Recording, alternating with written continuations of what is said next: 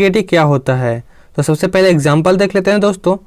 मान लीजिए मैं, आप या कोई और एक स्टूडेंट है, ठीक है दोस्तों, क्योंकि एटीकेटी उसी के ऊपर अप्लाई होगा जो स्टूडेंट होगा, किसका, कॉलेज का। कॉलेज में कौन सा कोर्स कर रहा होगा, मान लीजिए वो बैचलर कोर्स कर रहा है, ठीक है। तो बैचलर कोर्स कर रहा है वो, तो जो उसका एग्जामिनेशन होगा दोस्तों वो किस प्रकार होगा। तो उसका जो कोर्स होगा दोस्तों वो दो प्रकार का हो सकता है। एक हो सकता है दोस्तों जो सेमेस्टर कोर्स, और दूसरा हो सकता है दोस्तों एनुअल कोर्स, ठीक है। मतलब जो उसका पेपर होने वाला है दोस्तों वो किस प्रकार होगा, आपको नाम से मालूम ही चल जा रहा होगा। जो सेमेस्टर में पढ़ रहा है उसका सेमेस्टर वाइज एग्जाम होगा, ठीक है। और जो एनुअल एग्जामिनेशन देगा दोस्तों उसका एनुअल एग्जाम होगा। तो दोस्तों जो एग्जाम होगा तो एग्जाम में सब्जेक्ट होंगे, ठीक है। मान लीजिए आप सेमेस्टर का या फिर एनुअल का एग्जाम दे रहे हो तो आपके 6 सब्जेक्ट हैं, मान लेते हैं, ठीक है, 6 सब्जेक्ट हैं। तो जब आप एग्ज़ाम लिखेंगे दोस्तों, ठीक है, जब आप एग्ज़ाम लिखेंगे तो एग्ज़ाम 6 सब्जेक्ट का आप एग्ज़ाम दिए, मान लीजिए फर्स्ट सेमेस्टर में या फिर फर्स्ट ईयर में, ठीक है। तो 1 या 2 सब्जेक्ट में क्या हो गए, आप फेल हो गए, ठीक है। और बाकी में दोस्तों क्या हुए, जितने भी बाकी सब्जेक्ट बचे, 5 या 6 सब्जेक्ट बच रहे हैं जो, उनमें रेस्ट सभी में आप पास हो गए, ठीक है।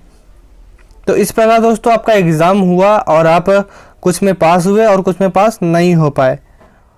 तो दोस्तों मान लीजिए अगर आपके कॉलेज में एटीकेटी सुविधा नहीं है, ठीक है, तो आप क्या हो गए, इसे नॉर्मल कंडीशन कहा जाएगा, ठीक है। एटीकेटी नहीं है तो ये नॉर्मल है, तो नॉर्मल कंडीशन में आप क्या हो जाएंगे, यू आर फेल्ड दोस्तों, तो आप फेल हो जाएंगे। जैसे मैं जिस यूनिवर्सिटी में पढ़ा हूँ वहाँ एटीकेटी का सुविधा नहीं था, तो अगर आप इस सब्जेक्ट में ऐसे 2 या 1 सब्जेक्ट में फेल होते हैं तो आप सप्लीमेंट्री आते हैं या फिर फेल हो जाते हैं, यानी कि आपको उसी क्लास में रह के उसी का एग्ज़ाम दोबारा देना पड़ता है। लेकिन अगर आप एटीकेटी के हैं, मतलब अलॉटेड टू कीप टर्म, मतलब एटीकेटी दोस्तों ना, एटीकेटी अगर आपकी यूनिवर्सिटी में चलता है तो आपका ये स्पेशल तो दोस्तों आपको इसमें अपॉर्चुनिटी मिलती है। अपॉर्चुनिटी क्या मिलती है दोस्तों कि you are promoted to the next class, ठीक है। तो आप अगले क्लास में प्रमोट कर दिए जाते हैं, मतलब आप फेल नहीं होते, आप सिर्फ उसमें क्या बोलते हैं, बैक लगता है आपका, ठीक है, बैकलॉग लगता है। इस प्रकार आप सिर्फ बैक होते हैं और आप नेक्स्ट क्लास में प्रमोट कर दिए जाते हैं। फिर जब आप प्रमोट कौन से क्लास में हुए, सेकेंड ईयर में हुए, ठीक है, सेकेंड ईयर में हुए या फिर मान लीजिए आप सेकेंड सेमेस्टर में हुए, ठीक है। मतलब आपको उस क्लास में एडमिशन भी दे दिया गया, आप उस क्लास को अटेंड भी कर रहे हैं, आप उसके परीक्षा की तैयारी भी कर रहे हैं, सब कुछ आप उस सब्जेक्ट के लिए, उस क्लास के लिए कर रहे हैं।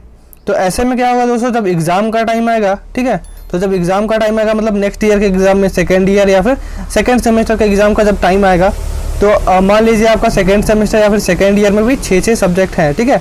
तो यहाँ लिख लेते हैं दोस्तों कि आपका 6 सब्जेक्ट है और सेमेस्टर में भी 6 सब्जेक्ट है, ठीक है। और दोस्तों जो आपका बाकी था 1 सब्जेक्ट या 2 सब्जेक्ट जो आपका पिछला बाकी था, ठीक है, उसको भी यहाँ आप रख लीजिए, मतलब आपका सब्जेक्ट यहाँ पे प्लस हो गया, ठीक है, +2 मान लेते हैं। तो +2 सब्जेक्ट ओल्डर, ठीक है, जो 2 सब्जेक्ट थे वो ओल्डर थे। तो इस प्रकार जो आपके टोटल सब्जेक्ट हो गए दोस्तों इस सेमेस्टर या इस एनुअल इस ईयर के 6 सब्जेक्ट, और जो ओल्ड थे वो हो गए 2। तो टोटल मिला के कितने हो गए दोस्तों, 8। तो 8 सब्जेक्ट का आप एग्ज़ाम देंगे, ठीक है। तो इस प्रकार दोस्तों आपके 8 सब्जेक्ट हो जाएंगे, जो 2 सब्जेक्ट ओल्डर थे वो हो गए और जो 6 सब्जेक्ट इस साल के थे वो हो गए। अभी एक इसमें स्पेशल केस है दोस्तों, मान लीजिए आप सेकेंड ईयर या फिर सेकेंड सेमेस्टर में है और उसी टाइम आपका फर्स्ट सेमेस्टर या फिर फर्स्ट ईयर का सिलेबस चेंज हो गया। इफ़ द सिलेबस चेंज, तो आप कौन सा पेपर का तैयारी करेंगे, जो नया सिलेबस आ गया उसका तैयारी करेंगे या जो पुराना सिलेबस था दोस्तों आप उसकी तैयारी करेंगे। तो इसके बारे में आपको थोड़ा बता दूँ। मान लीजिए जो ओल्ड सिलेबस था, है ना, जिससे आपने पढ़ाई किया था, तो जिससे आपने पढ़ाई किया था आप उसी को पढ़िएगा, ठीक है। जो आपका सिलेबस था आप उसी को पढ़ना है।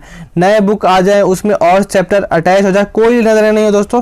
जो आपने पहले पढ़ा था, यू स्टडीड विथ, है ना, आपको वही फिर से पढ़ना है, ठीक है। आपको कुछ दूसरा नहीं लेना है, ना किसी और का देखना है, सिर्फ आपका जो भी पहले का था नोट्स, जो पहले का आपका सिलेबस था उसी के अकॉर्डिंग आपको पढ़ाई करनी है। उसके बाद दोस्तों आपका जो एग्ज़ाम होगा ना दोस्तों, तो जो आपका एग्ज़ाम होगा वो ओल्ड सिलेबस से ही बनेगा, ठीक है। मतलब जो आपका क्वेश्चन पेपर होगा वो ओल्ड सिलेबस से ही बनेगा, और जो आपका एग्ज़ाम कंडक्ट होगा दोस्तों वो भी ओल्ड सिलेबस के अकॉर्डिंग ही होगा। मतलब जो 2 सब्जेक्ट आपने पिछले साल पढ़ा था, अगर मान लीजिए उसमें 40 चैप्टर थे और अगले साल 10 चैप्टर अटैच हो गए, मतलब 14 चैप्टर हो गए, पर फिर भी आपको सिर्फ 4 ही चैप्टर पढ़ने हैं जो पिछले साल थे। तो आज की इस वीडियो में दोस्तों इतना ही। आशा करता हूँ आपको ये वीडियो पसंद आई होगी। अगर आपको ये वीडियो पसंद आई है दोस्तों तो इस वीडियो को ज़रूर लाइक करिएगा। अगर लगता है कि ये दूसरे के लिए यूज़फुल हो सकता है दोस्तों तो इसे ज़रूर शेयर कीजिएगा। और हाँ दोस्तों, अगर आप हमारे चैनल पर नए हैं और आपने अभी तक हमारे चैनल को सब्सक्राइब नहीं किया है तो हमारे चैनल को अभी सब्सक्राइब कर लीजिएगा, क्योंकि हम ऐसे ही वीडियोस आपके लिए लाते रहते हैं। उसके बाद दोस्तों बेल आइकन को भी दबा दीजिएगा, जिससे हमारे आने वाली वीडियोस की लेटेस्ट जानकारी आपको सबसे पहले मिल सके। Thank you. तो दोस्तों उस वीडियो को आप